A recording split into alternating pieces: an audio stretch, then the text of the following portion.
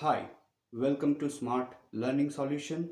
My name is Shogoto Kanjilal and we will discuss every day few basic mathematical solutions for all the classes as well as basic English grammar and science. Today's topic is we'll discuss regarding speed, distance and time. So we'll discuss everything step by step with a formula as well as example. Now we're going to conduct the classes. Let's begin the class. अब हम लोग सबसे पहले इन तीन चीज़ों को जानेंगे. सबसे पहले हम स्पीड के बारे में जानेंगे, डिस्टेंस के बारे में जानेंगे और टाइम के बारे में जानेंगे. So what is speed? Speed क्या है? स्पीड हम जिस गति से चलते हैं उसे हम स्पीड कहते हैं. ठीक है. और डिस्टेंस क्या होता है? हम जितनी दूरी को तय करते हैं उसे डिस्टेंस कहते हैं. और टाइम क्या है? जो समय हमें लगता है उस दूरी को तय करने में उसे हम टाइम कहते हैं. अब सपोज़ इन तीनों चीज़ों को हम एक एग्जाम्पल के साथ समझेंगे. सपोज़ मैं एक इस पॉइंट पे खड़ा हूँ, ए पॉइंट पे, और मैं ट्रैवल कर रहा हूँ बी पॉइंट तक. बी पॉइंट तक अगर मैं ट्रैवल कर रहा हूँ, ठीक है, मान के चलिए कि ए से लेकर मैंने बी पॉइंट तक ट्रैवल किया जिसकी दूरी है 150 किलोमीटर. ठीक है. जिसमें मुझे समय लग रहा है 3 घंटा, 3 आवर्स. तो मुझे स्पीड निकालना है, मुझे स्पीड पता करना है कि स्पीड क्या है. तो सबसे पहले हम जानेंगे कि कितनी तेज़ी से हम अपनी गाड़ी को इस पॉइंट से इस पॉइंट तक ले जा रहे हैं. तो स्पीड का जो फॉर्मूला होता है, स्पीड इज इक्वल टू, हम जानते हैं, डिस्टेंस डिवाइडेड बाय टाइम. ठीक है. Distance divided by time. तो यहां पर हमें डिस्टेंस पता है. डिस्टेंस क्या है? 150 किलोमीटर. राइट. और टाइम क्या दिया हुआ है? टाइम दिया हुआ है हमारा 3 आवर्स. राइट. तो हमारा जो स्पीड होगा वो क्या हो जाएगा? हमारा जो स्पीड होगा वो हो जाएगा, आप इसको अगर डिवाइड कर देंगे यहाँ पर, 3 5 जा 15, 50 हो जाएगा आपका. तो स्पीड जो है वो आपका हो जाएगा 50 किलोमीटर पर आवर. मतलब यहाँ पर से जो भी कार या जो भी व्हीकल यहाँ से इस पॉइंट से चल रही है वो 1 घंटा में 50 किलोमीटर ट्रैवल कर रही है. तभी जाकर वो 3 घंटे में ए पॉइंट से बी पॉइंट तक पहुंच रही है. तो हम लोग कभी भी स्पीड को जब डिनोट करते हैं सॉरी, तब उसको हम क्या कहते हैं? किलोमीटर पर आवर की रेशियो पे रखते हैं. तो ये हमारा इस तरीके से हमारा स्पीड निकल गया, पहला पॉइंट. राइट. अब अगर हमको डिस्टेंस निकालना है, सपोज कीजिए एक क्वेश्चन है जिसमें अगेन मैं ए पॉइंट पे खड़ा हूं और मुझे बी पॉइंट तक जाना है. यहां पर मुझे दिया हुआ है 120 किलोमीटर पर आवर के स्पीड से मैं ट्रैवल कर रहा हूं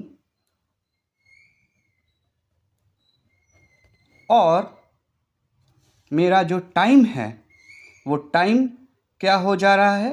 वो टाइम है, मान के चलिए, 2 घंटे के स्पीड पे मैं चल रहा हूं. 2 घंटे में मैं यहां से यहां तक पहुंच रहा हूं. तो यहां पर मुझे क्या निकालना है? Distance.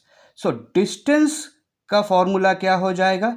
Distance is equal to speed multiplied by time. ठीक है.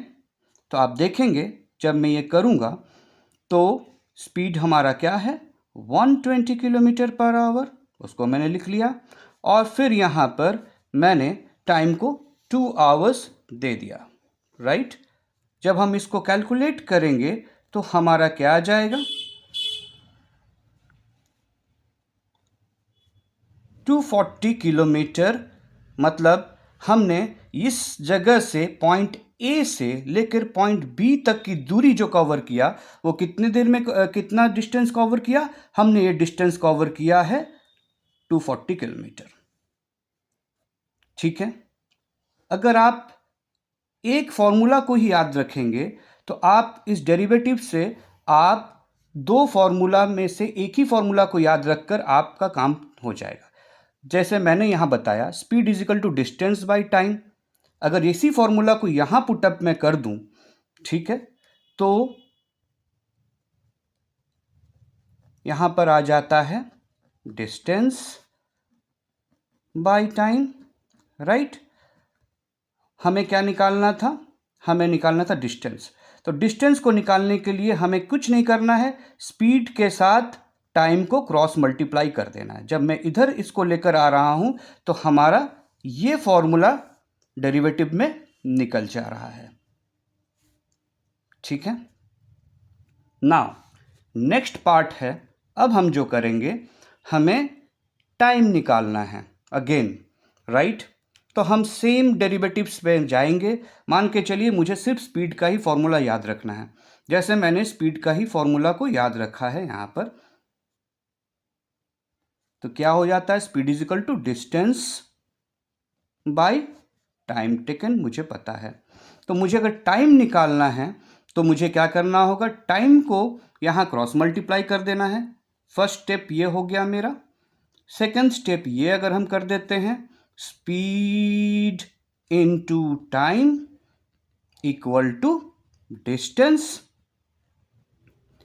नाउ मुझे निकालना क्या है? मुझे ये पता है, क्वेश्चन में ये दिया रहेगा, ये दिया हुआ रहेगा, मुझे तो टाइम निकालना है। तो टाइम को जब अगर हम निकाल रहे हैं अगेन यहां से, तो इसे हम अगर मल्टीप्लाइड को अगर हम राइट हैंड से लेफ्ट हैंड पे लेकर आएंगे, सॉरी लेफ्ट हैंड से राइट हैंड पे लेकर आएंगे, तो हमारा क्या हो जाएगा? ये जो है डिस्टेंस डिवाइडेड बाय क्या हो जाएगा? स्पीड। तो आपने देखा कि एक ही फॉर्मूले से हमने स्पीड को निकाला, डिस्टेंस का डेरिवेटिव निकाल दिया और हमने टाइम का डेरिवेटिव निकाल दिया। ठीक है, अब मैं इसकी भी एक एग्जांपल समझा दे रहा हूं आपको। जैसे मान के चलिए अगेन ये ए पॉइंट से मैं चल रहा हूं और मैं बी पॉइंट तक गया। ठीक है, मेरी दूरी जो है मैंने कवर किया 120 किलोमीटर, राइट। और जो मेरी स्पीड थी वो थी